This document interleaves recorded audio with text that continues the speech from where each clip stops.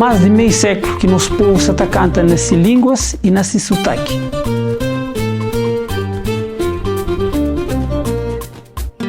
De ilha para o mundo sempre com uma música que é oração, memória, resiliência e esperança. Desde 2019 que começa o movimento de valoriza e preserva todo esse legado musical.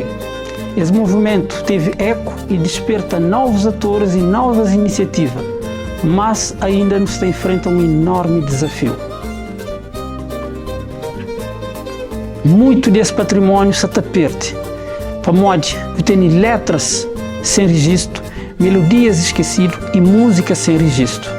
Horas que nunca canta na igreja ou na comunidade, nunca tem letra. E se não tem letra, já não esquece melodia. Música sacra de Cabo Verde se perde e precisa ser preservado antes que tempo silencial. Por isso nasce a plataforma Gospel Crioulo,